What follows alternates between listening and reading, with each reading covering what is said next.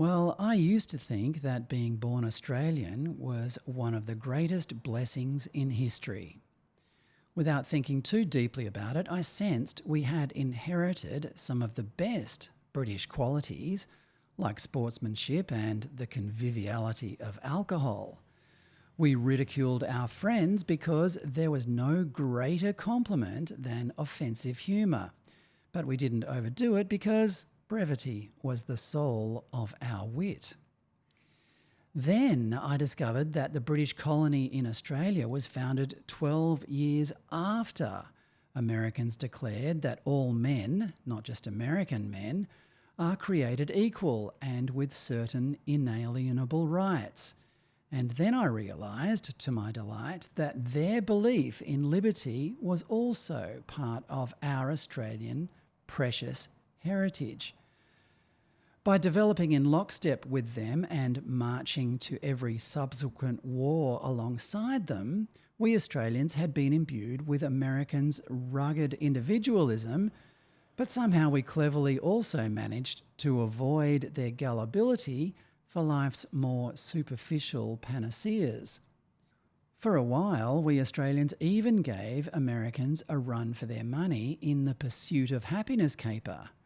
Our island continent had more room, stranger animals, and nicer cities, and we had a bigger middle class, which confirmed to us that egalitarianism, the bedrock of our culture, worked.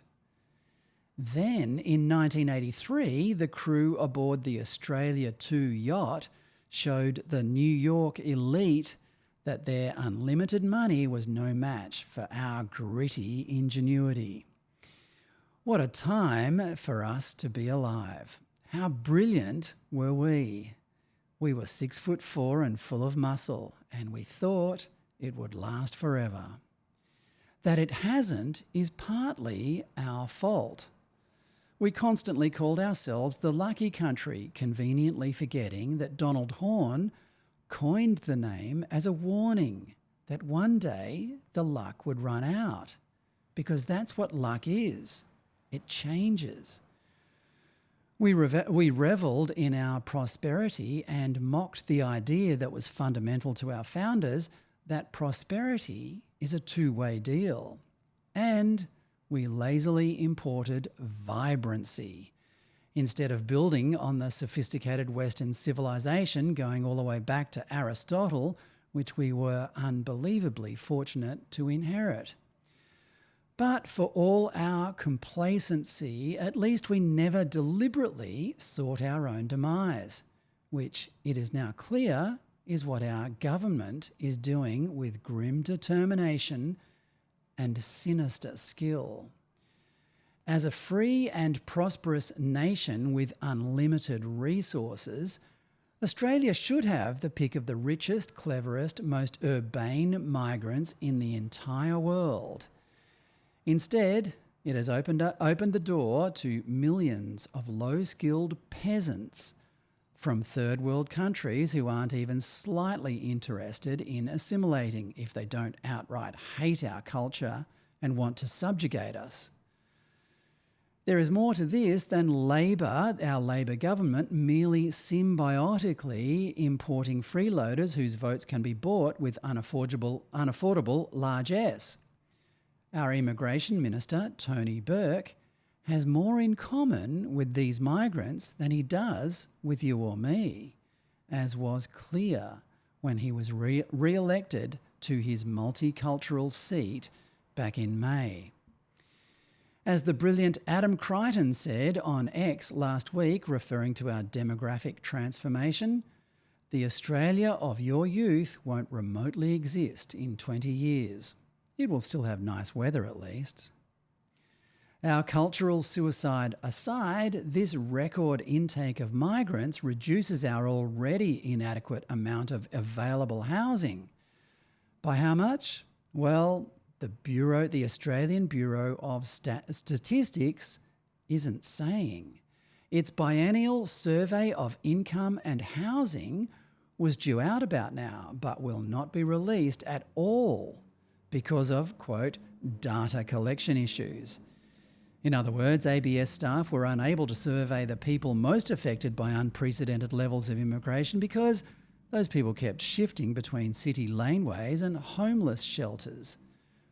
These data collection issues are awfully convenient for the government.